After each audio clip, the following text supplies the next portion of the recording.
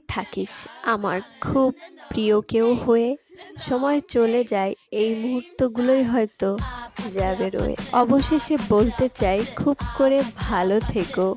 তোমার স্মৃতির তালিকার নিচের দিকে হলেও আমার নামটা প্লিজ রেখো। That's it guys. আপনাদের কেমন লাগলো সেটা কমেন্টে জানাতে ভুলবেন না। অনেকদিন পরে আমার প্রিয় বান্ধবীর সাথে দেখা হওয়ার পরে একটু আবেগ ঘন হয়ে পড়েছিলাম। I hope you guys liked it. অনেকদিন ধরে আমাদের প্ল্যানিং চলছিল যে আমরা একে অপরের সাথে দেখা করব। ও অনেক দূরে থাকে, আমি অনেক বিজি থাকি, যে যার কাজ নিয়ে আমরা অনেক ব্যস্ত, কিন্তু তারপরেও আমরা দুইজনই অনেক চেষ্টা করার পরে সফল হতে পেরেছি। All I want to say is, যদি একটুখানি আপনারা এফোর্টস দেন তাহলেই পসিবল নিজের প্রিয় মানুষদেরকে ধরে রাখা। অনেকদিন পরে দেখা হলো, আমরা অনেক গল্প করলাম, একসাথে লাঞ্চ করলাম, একসাথে অনেক মাস্তি করলাম, and it was great experience for me. Thank you.